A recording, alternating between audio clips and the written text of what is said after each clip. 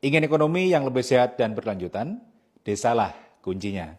Jadi begini teman-teman, pernahkah nggak kalian kepikiran kenapa desa-desa yang paling kaya sumber daya justru jadi tempat yang paling menderita? Hutannya luas, laut lepas, tanah subur, tapi kok warganya miskin? Kok anak-anak mudanya malah kabur ke kota? Jawabannya adalah ada di sistem ekonomi kita yang selama ini lebih senang mengeksploitasi daripada memelihara. Indonesia sudah terlalu lama bergantung sama ekonomi ekstraktif, model yang cuma tahu satu hal, ambil sebanyak-banyak dari alam, kirim hasilnya keluar, lalu tinggalin kerusakan buat masyarakat lokal. Padahal menurut data dari Center of Economic and Law Studies atau CELIOS, dari 84.000 desa di Indonesia, ada 23.473 desa yang punya potensi restoratif yang tinggi. Karena itu desa-desa ada di sekitar kawasan hutan. Dan hampir 85% masyarakat desa masih tergantung langsung pada alam untuk hidup. Tapi bedanya gini ya, ekonomi restoratif itu seperti pinjam uang dari masa depan tanpa niat membalikan. Hutan dibabat habis, sungai kering, tanah jadi tandus, dan hasilnya desa makin rapuh dan ketimpangan makin dalam.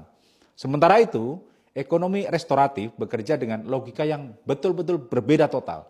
Bukan soal ambil sebanyak-banyaknya, tapi soal hidup yang seimbang. Ngambil sumber daya secukupnya, sambil merawat dan mengembalikan apa yang sudah rusak.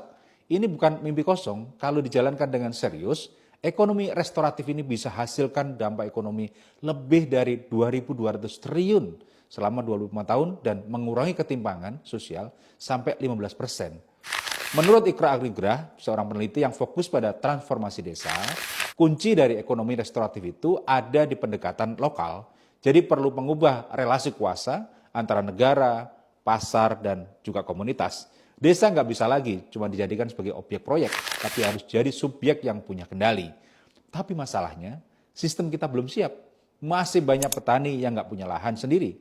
Akses ke modal dan pasar masih timpang. Dan generasi mudanya, banyak yang mulai nggak percaya kalau bertani atau hidup di desa itu bisa jadi masa depan mereka.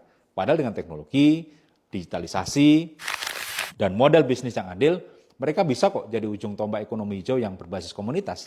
Teman-teman, sekarang kita ada di titik kritis. Mau terus jalan di ekonomi ekstraktif yang merusak dan ninggalin krisis buat generasi berikutnya, atau mulai investasi ke ekonomi restoratif yang bisa menghubungkan alam, sosial, dan ekonomi jadi satu kesatuan yang utuh.